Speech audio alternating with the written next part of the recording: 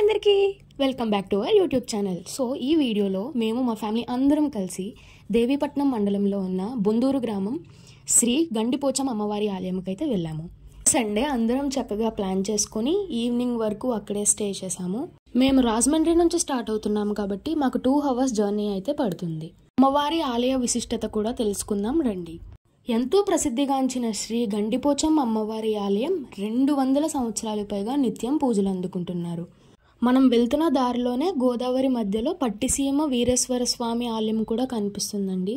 ఇక్కడ చూస్తున్నట్టయితే పోలవరం ప్రాజెక్ట్కి సంబంధించిన పనులు అయితే ఎప్పటి నుంచో జరుగుతున్నాయండి. కానీ పోలవరం ప్రాజెక్టు వల్ల అమ్మవారి ఆలయం గోదావరిలో కలవబోతుందని చెప్తున్నారు. అసలు గండిపోచమ్మ అని ఎందుకు పిలుస్తారంటే గోదావరి ప్రవాహానికి ఇక్కడ చుట్టూ ఉన్న కొండలన్నీ తొలుచుకుపోయి గండిగా ఏర్పడింది. అందుకే ఈ ప్రాంతాన్ని పోచమ్మ గండి అని పిలుస్తారు. ఇక్కడ లాంచీలు కనిపిస్తున్నాయి కదండి, పాపికొండలు భద్రాచలం టూరిజం బోట్లు ఇక్కడ నుంచే బయలుదేరుతాయి అన్నమాట. ఇక్కడ కన్స్ట్రక్షన్స్ జరగడం వల్ల రోడ్స్ అయితే అస్సలు బాలేవండి, చూసుకుని జాగ్రత్తగా రావాలి. ఇక్కడ అమ్మవారు పూర్వం చింత చెట్టు కింద బంగారు విగ్రహంతో వెలిసారంటండి. 5 అక్కా చెల్లెల్లో ఒక చెల్లి అయిన అమ్మవారే ఈ గండిపోచమ్మ తల్లి. వేలాది మంది భక్తులు ఇక్కడికి ప్రతిరోజు వస్తూనే ఉంటారండి అమ్మవారిని దర్శించుకోవడానికి. ముఖ్యంగా మంగళవారం ఆదివారం గుడంతా చాలా రద్దీగా ఉంటుంది.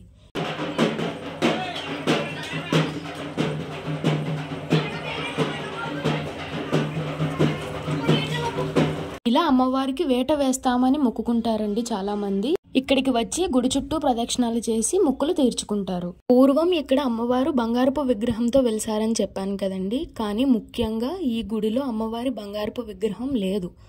గుడికి ఆనుకుని గోదావరి నదిలో ఉందట. ఇక్కడ మీరు చూస్తున్న అమ్మవారి పెద్ద విగ్రహం గిరిజనులు నిర్మించినదంటండి. గోదావరిలో ఉన్న విగ్రహానికి కొంచెం అడుగుల పైకి ఈ గుడిని గిరిజనులు అందరూ కలిసి నిర్మించారు.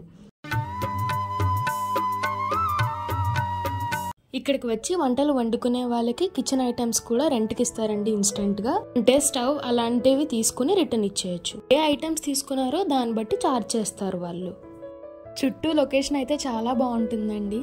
మేము అమ్మవారిని దర్శించుకున్న తర్వాత చుట్టూ ఉన్న ప్రదేశాలను కూడా పరిశీలించుకుంటూ వెళ్ళాము. ఇక్కడ మీరు చూస్తున్నట్టయితే కొండపైన ఇంకొక అమ్మవారి విగ్రహం కూడా ఉంటుందండి. వర్షాకాలంలో గుడి మునిగిపోయినప్పుడు గోపురం మాత్రమే పైకి కనపడుతుంది. అలాంటప్పుడు ఇక్కడ ఉన్న అమ్మవారికి పూజలు చేస్తారు. ఇక్కడికి వచ్చిన జనమంతా ఆలయ ప్రాంతం చుట్టూ ఉన్న పరిసరాల్లో అక్కడే వండుకుని భోజనాలు చేస్తారండి.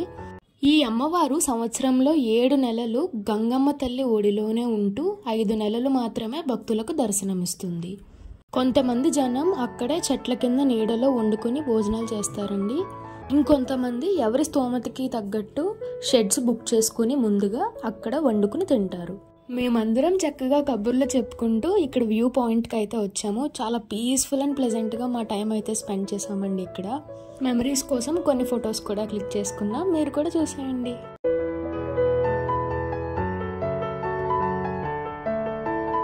ఇక్కడ దేవుడు పటాలు కనిపిస్తున్నాయి కదండి, పెద్దవైతే 300 రూపీస్ చెప్పారు, చిన్నవైతే 150 రూపీసే చెప్పారు.